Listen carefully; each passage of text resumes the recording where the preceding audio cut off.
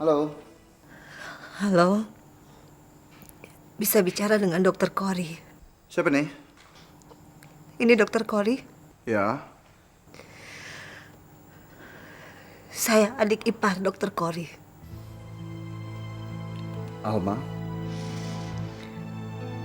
Untuk selanjutnya, saya nggak akan panggil kamu dengan sebutan dokter. Karena kamu nggak pantas untuk menyandang gelar dokter. Di mana kamu? Buat apa tanya saya ada di mana? Hah? Yang paling penting buat saya selalu tahu kamu ada di mana.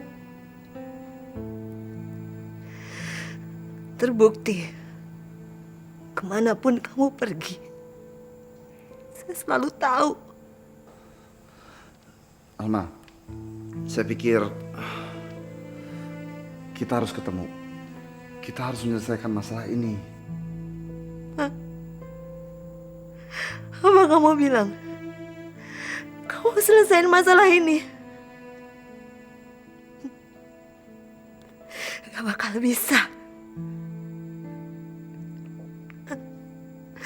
Dengar, sampai kamu masuk liang kubur pun, masalah kita gak akan bisa diselesaikan.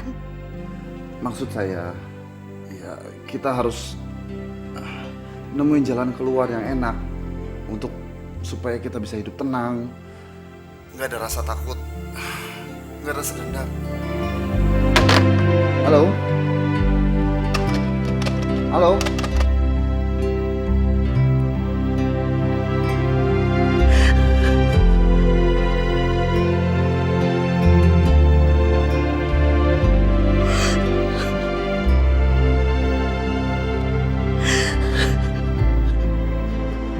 Gini Bud, gue mau minta tolong sama lo. Benar-benar minta tolong. Tapi ini cuma kita berdua aja. Jangan sampai ada orang lain yang tahu. Minta tolong apaan sih? Lo bisa nggak mindah tugasin gua keluar kota? Ya lebih bagus keluar Jawa. Tapi jangan ada kesan kalau gue yang minta dipindah tugasin. Kor, itu bukan wewenang gua, Kor. Lagian ngapain juga lu minta pindah keluar daerah? Sementara orang dari luar daerah pengen pindah ke Jakarta. Lo masih inget nggak pasien gue yang meninggal itu? Ya, ingat. Nih keluarganya mulai macam-macam, Bud. Mereka mulai nelfonin gua, mulai neror gua macam-macam, mulai ngancem lah. Aduh, pokoknya gua udah nggak tahan lagi deh, Bud. Tunggu. Pasien yang mana lagi, Kor? Kok pasien yang mana lagi sih? Kan cuma ada satu yang itu. Oh, yang bikin lu trauma itu kan? Iya. Loh, gimana sih? Waktu itu lu cerita ke gua, lu bilang keluarganya bisa nerima apa adanya. Kok tiba-tiba bisa berubah jadi jahat kayak gitu? Gimana ya? Emang sih pertama-tama mereka bisa nerima. Tapi lama-kelamaan mereka udah nggak bisa terima apa adanya lagi, Bud. Malah 1-2 orang dari antara mereka, benar-benar gigi banget ya. Mereka mau nuntut gua ke pengadilan segala. Oke, Kor. Nanti lu gua kenalin ke Dokter Asari. Dia staf ahli di Lembaga Badan Hukum. Dan memang biasanya dia yang nangani kasus-kasus seperti kayak gini nih. Dan kebetulan dia bantu juga di klinik kita. Kalau ada tuntutan dari mereka yang menganggap kematian pasien karena kesalahan dokter atau rumah sakit, nah, Dokter Asari ini yang biasanya menjadi penengah. Dan dari pihak pasien biasanya tidak akan bisa ngerti kok. Juga kasusnya tidak perlu sampai dilimpahkan ke pengadilan segala. Jangan deh, Bud. Kalau udah itu jangan deh. Loh, kenapa? Daripada lu jauh pindah keluar Jawa, ngapain juga kalau masalah-masalah ini bisa kita atasi di sini juga? Ya itu juga bisa sih, Bud. Cuman, ya deh, aku pikir-pikir dulu ya. Bi.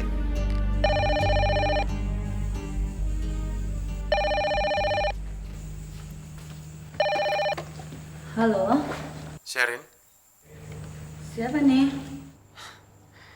kamu udah lupa ya suara saya? Sabri ya? Iya, Apa kabar, Bri? baik-baik saja. Mudah-mudahan besok saya bisa lebih baik lagi setelah mendengar suara kamu lagi. Bisa aja kamu. Sebetulnya ada yang ingin saya bicarakan sama kamu. Cuma lebih baik kalau kita bisa ketemu langsung. Bisa aja sih. Kebetulan ada yang saya mau ceritain juga sama kamu.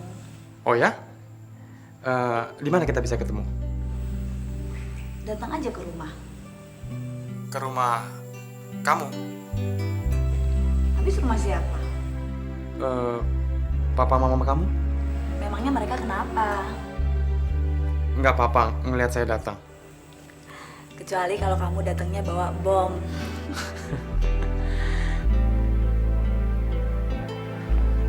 Sorry ya Bri, kelamaan nunggu. Nggak apa-apa. Sendirian kamu? Iya, habis sama siapa lagi? Tehnya udah diminum? Sudah. Gimana?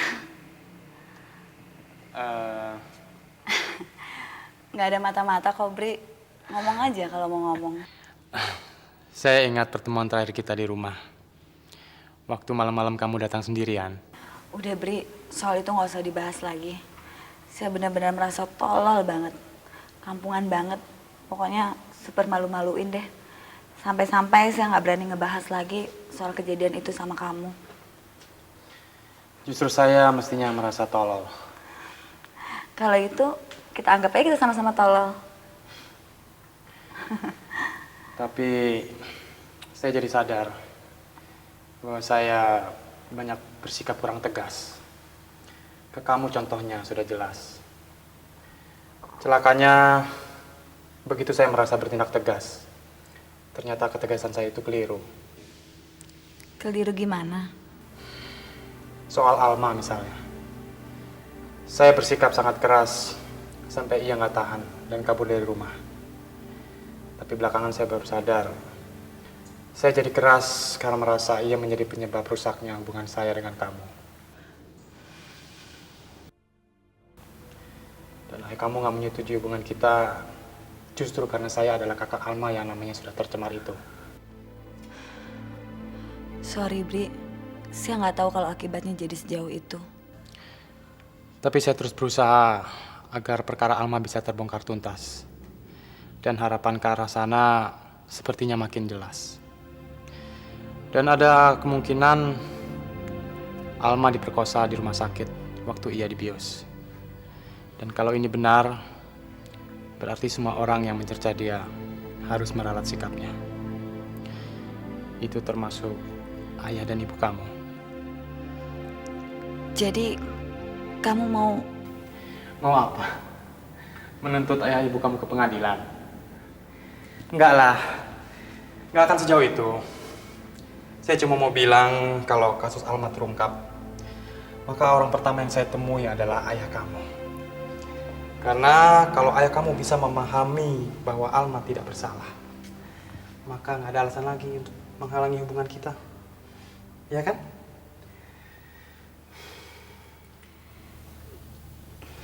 Kelihatannya kamu terlambat, Bri. Terlambat kenapa? Saya sudah ada yang lamar. Itu tadi yang kamu bilang mau ceritain ke saya.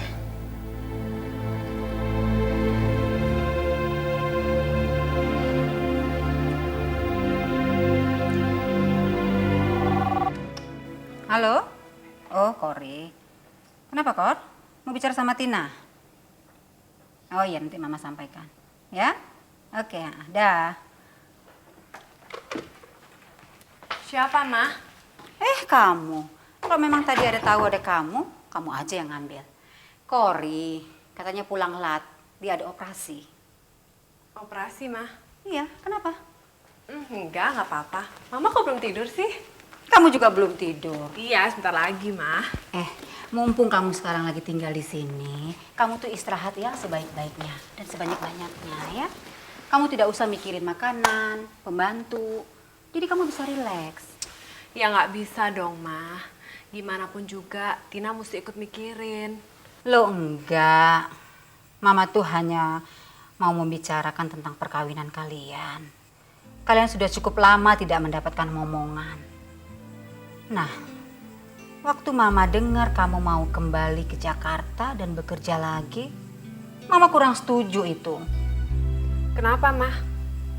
Kalau kita memang mau hamil, kita sebagai calon ibu harus berpikiran tenang. Kondisi dan jiwa raga kita harus selalu fresh. Tidak boleh berpikir yang berat-berat. Nah, kalau kamu bekerja lagi, kan kamu jadi susah. Nggak tau lah, Mah. Kurang apa Tina berusaha. Mungkin selama ini Kori udah pernah cerita sama Mama bahwa Tina suka ngatain dia mandul. Sebetulnya bukan masuk Tina ngatain dia mandul, Mah. Cuman yang bikin Tina heran, kenapa Kori nggak pernah mau diperiksa. Sementara dokter kandungan Tina bilang nggak ada masalah apa-apa sama Tina, Mah. Jadi dia ada kemungkinan mandul. Tina nggak mau ambil kesimpulan sendiri, Mah. Berarti ada kemungkinan, kan? Ya, nggak apa-apa. Kalau memang itu terjadi, kita harus memberi dorongan pada Kori agar dia bisa berbuat sesuatu. Biar Mama yang ambil. Kamu istirahat saja ya. Ya udah, Mah. Tina masuk kamar dulu ya, Mah. Iya.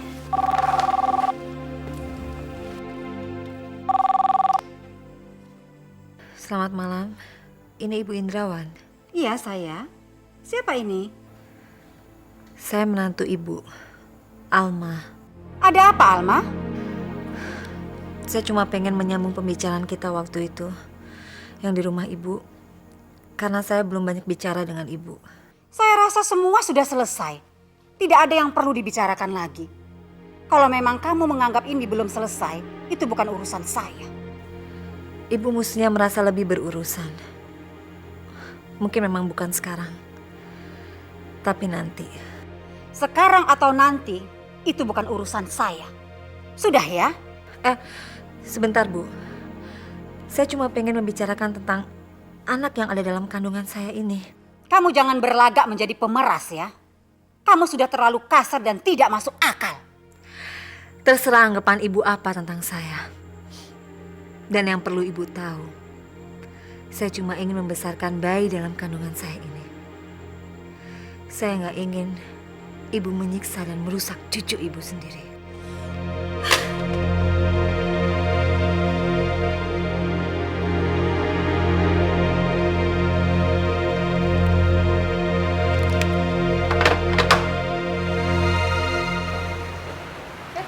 Oke, Om.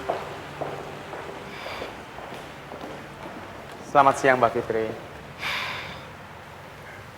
Saya tidak akan menanyakan lagi tempat persembunyian Alma. Saya cuma ingin tahu bagaimana kabarnya dia. Saya rasa dia baik-baik aja. Syukurlah. Kalau begitu, kalau sempat ketemu dia, tolong sampaikan salam dari saya dan ayah saya. Juga permintaan maaf atas kesalahan yang kemarin-kemarin saya perbuat bersama ayah. Saya usahakan. Lalu ini ada beberapa pakaian, sepatu, juga aksesoris Alma yang tidak sempat terbawa waktu itu. Dan kalau nggak keberatan, tolong berikan ini ke dia. Sebaiknya sih jangan dititipkan ke saya deh. Karena saya sendiri juga nggak yakin kalau saya bisa ketemu lagi dengan Alma atau tidak.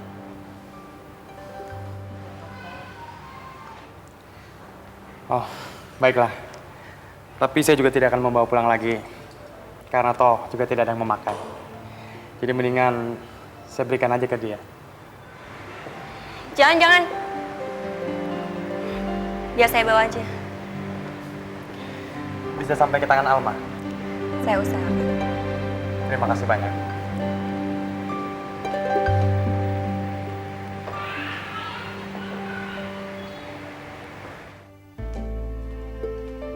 Axel. Hei, Donna, apa kabar? Kok kamu sudah lama nggak kelihatan? Axel ada, Tante. Justru Tante mau tanya sama kamu. Terakhir kapan kamu ketemu Axel? Sudah seminggu lebih, Tante. Tapi masih sering telepon-teleponan, kan? Enggak juga. Kenapa ya dia lari dari semua orang? Lari.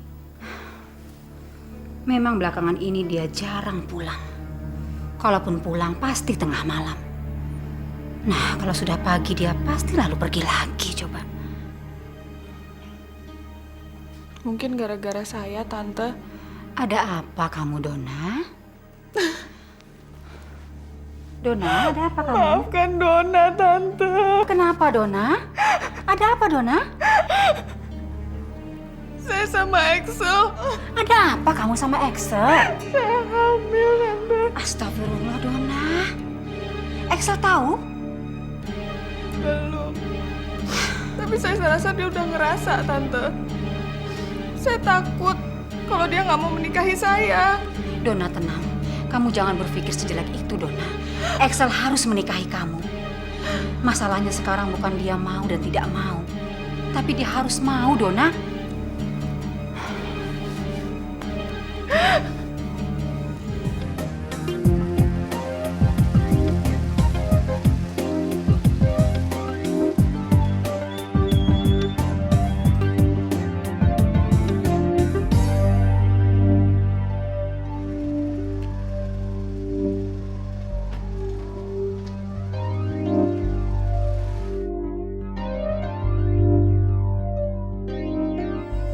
Umurnya berapa, Ibu? 24 tahun. Oh, ya silahkan Ibu tunggu dulu.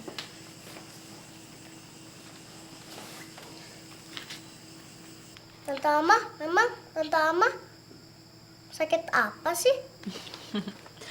Tante Alma itu cuma mau periksa perutnya Tante. Emang Tante Alma hamil? Kok kalau hamil nggak seperti ibu-ibu itu sih? Perutnya gendut-gendut.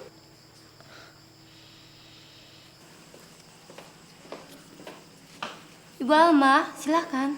Oh iya. Sayang, jangan kemana-mana ya. Tante Alma cuma sebentar ya. Jangan nakal ya. Nih, baca.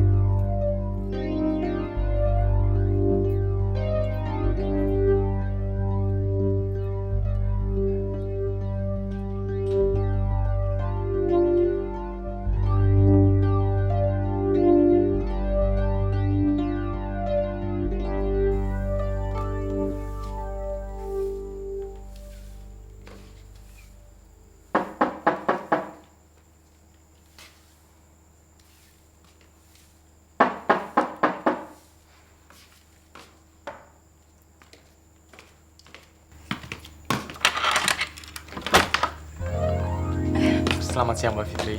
Kok bisa tahu rumah saya di sini? Kalau memang diniati, apa-apa bisa jadi gampang kok.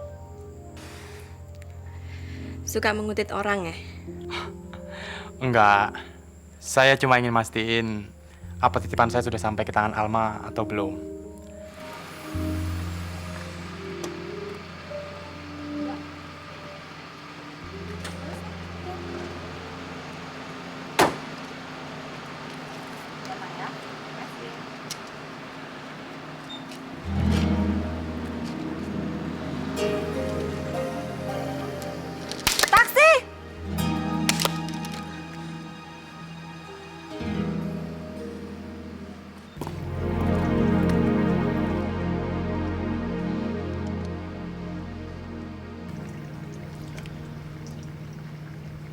Alma, Siapa sih Tante?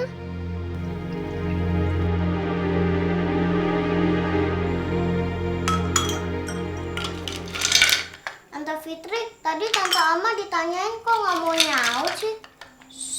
Tante Alma kan lagi pusing. Jadi kalau ditanya macem-macem, ya nggak denger. Salam aja deh buat Papa, Mas. Tolong sampein ke Papa kalau saya di sini baik-baik aja. Dan seperti Mas lihat sendiri kan, Saya nggak perlu sampai tidur di kolong jembatan karena terusir dari rumah. Enggak. Saya tetap menganggap kamu belum ikhlas memberi maaf. Kalau kamu masih tetap bertahan tinggal di sini. Mas Sabri, saya di rumah ini tuh terikat kerja. Saya jadi pengasuh anak. Nggak usah beralasan macam-macam lah. Orang ngasih kerjaan ke kamu pasti juga bukan karena kamu ahli mengasuh anak. Tapi semata-mata karena kasihan sama kamu.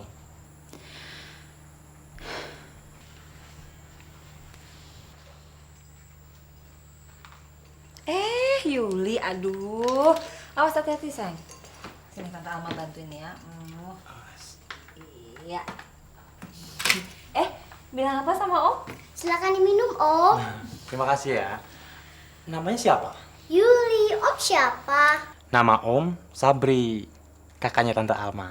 Oh, kakak. Jadi dulu serumah sama Tante Alma. Iya.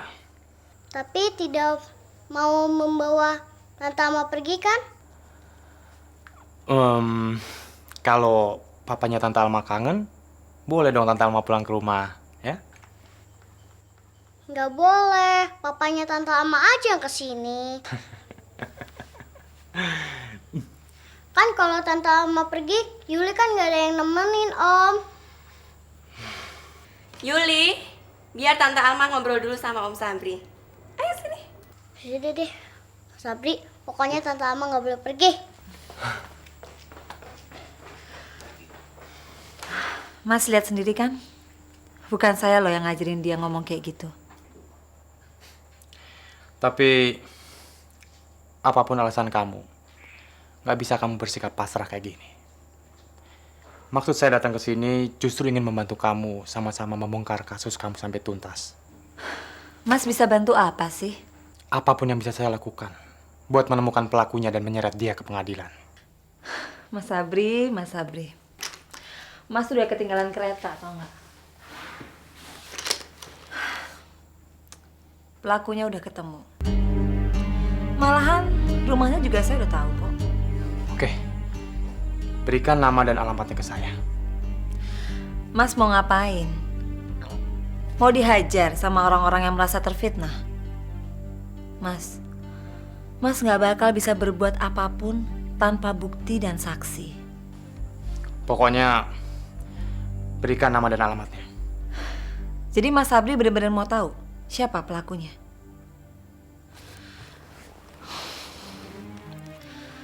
Pelakunya bernama Dr. Cory. Dr. Cory itu adalah kakak kandung Axel. Kakaknya Axel? Kok bisa begitu? Alma hamil oleh kakak iparnya sendiri. Iya. Alma bilang dia tidak bisa berbuat apa-apa karena tidak ada saksi dan bukti. Iya, Pak. Tapi menurut Papa, saksi dan bukti itu ada. Tapi agak sulit untuk mendapatkannya. Taunya, Pak? Dari mana Alma tahu kakak Axel itu tinggal di Surabaya? Dari tukang surat itu, toh? Betul, Pak. Jadi pihak rumah sakit tidak tahu. Tapi si tukang surat itu bisa memberikan keterangan. Memangnya kenapa? Kalau memang bajingan yang namanya Cory itu yakin tidak ada saksi, kenapa dia harus takut? Kenapa dia harus pindah ke Surabaya? Kenapa dia harus menyembunyikan, merahasiakan ini kepada pihak rumah sakit? Coba kalau dia tinggal di Jakarta saja. Alma mana tahu kalau dia itu pelakunya. Iya toh? Ya, mungkin dia lari karena takut dengan dirinya sendiri, Pak.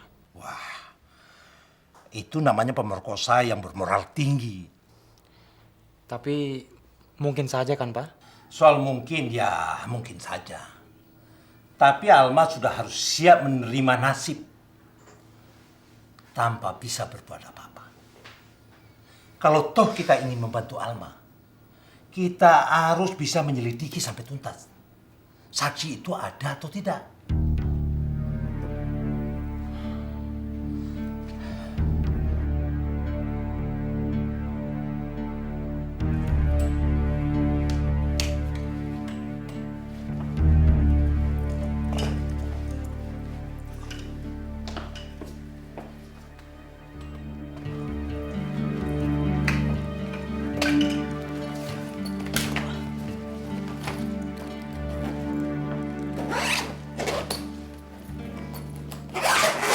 Mama, maafkan saya pergi tanpa pamit. Kalau selama ini setiap ada persoalan, saya selalu minta petunjuk Mama. Kali ini tidak mungkin. Sebab sementara Mama mati-matian menyalahkan Alma, saya merasa Alma belum tentu bersalah. Saya pergi dan tidak akan pulang sebelum memperoleh bukti. Kalaupun kelak Alma terbukti bersalah, saya akan tetap membela dia. Karena bagaimanapun, Alma masih berstatus istri saya, dan saya masih tetap mencintainya.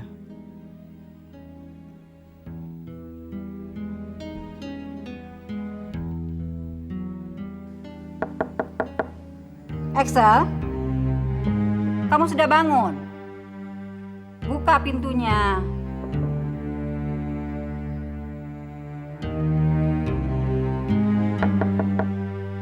Axel.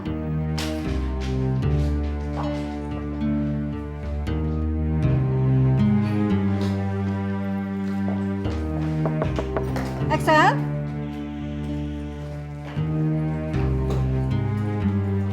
Axel? Ngapain kamu, Sel?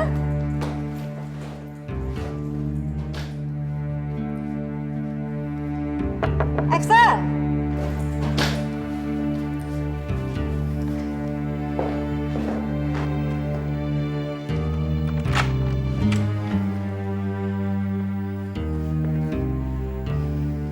Ada apa, Ma? Mestinya Mama yang tanya. Kenapa kamu pagi-pagi sudah bangun? Mama setiap hari bangun pagi. Tapi selama ini Mama tidak pernah lihat kamu bangun sepagi ini. Kenapa? Mau lari? Lari? Mau lari kemana, Ma? Tidak usah berlaga innocent, Sel. Mama akan sangat kecewa bila sampai punya anak yang suka lari dari tanggung jawab. Saya memang mau pergi, Ma. Tapi justru untuk mempertanggungjawabkan kesalahan saya. Kalau memang kamu mau tanggung jawab, hari ini kamu tidak usah pergi. Tante Ria mau kesini. Mau bicara sama kamu soal semua rencana. Tante Ria? Apa hubungannya dengan Tante Ria, Ma? Orang tua Donna belum bisa segera kembali ke Indonesia. Jadi mereka memberi kepercayaan kepada Tante Ria untuk mempersiapkan pernikahan kamu dengan Donna. Saya nikah, Ma. Sama Donna. Kenapa heran? Jadi kamu mau meninggalkan Donna begitu saja setelah dia mengandung anak kamu? Donna hamil. Sekarang sudah tahu kan? Pokoknya yang sudah terlanjur terjadi tidak bisa kita apa-apakan. Dan Mama tidak mau kamu bikin Mama malu kedua kalinya. Tapi, Ma,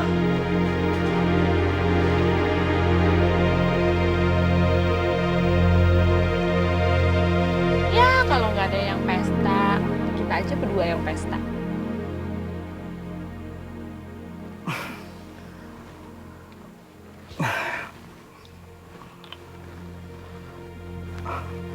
apa yang kamu lakukan, Don? Don. Apa-apaan kamu ini? Donna? Don. Don. Don, Donna, Donna, Donna. Hey.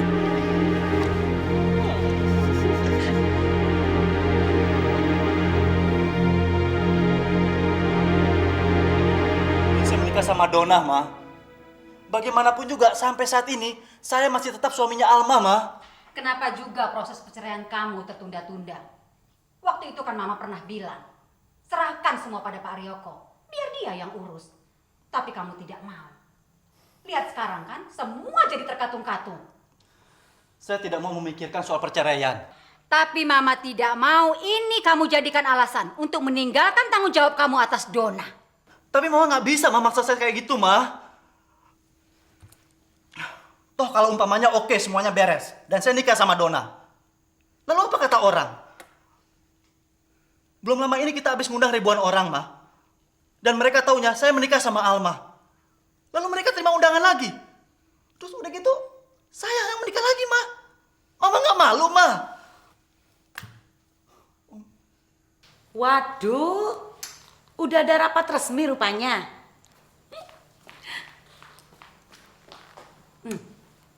Selamat ya. Apanya yang selamat?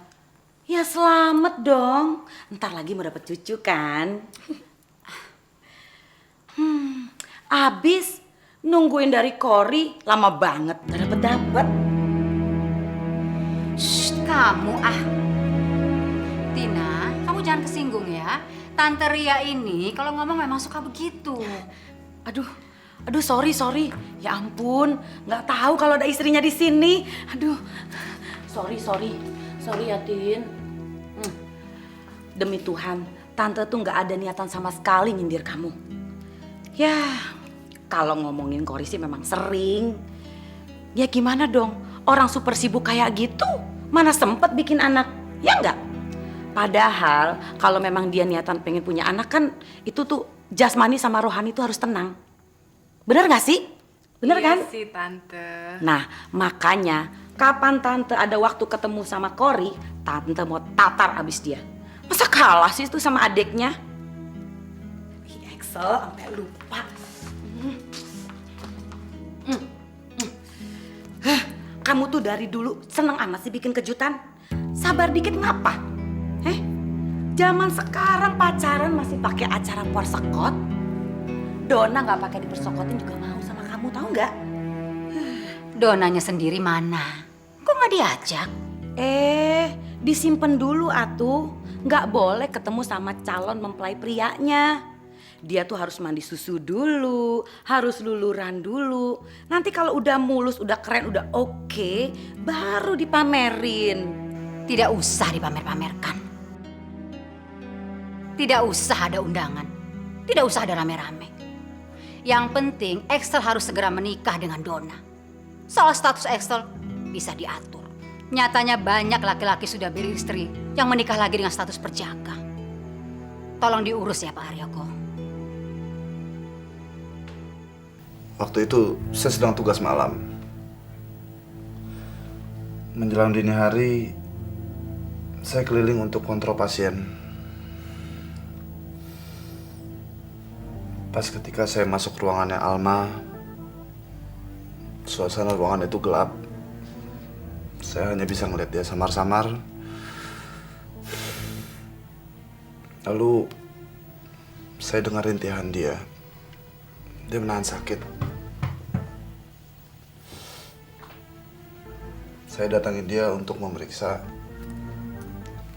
Ketika saya pegang tangannya dia balas megang tangan saya secara keras sekali.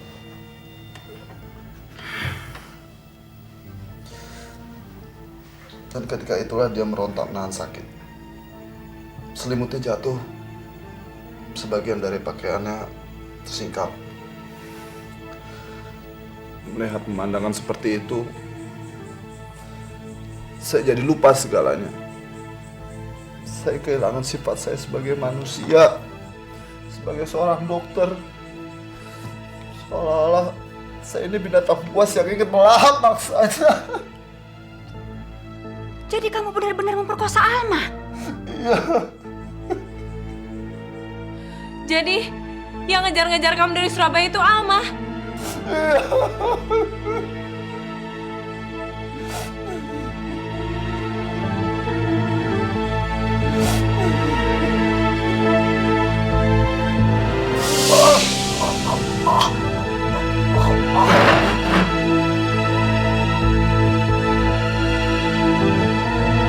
Jangan sampai ketinggalan update terbaru dari MVP Hits dengan subscribe dan klik tanda lonceng di bagian kanan.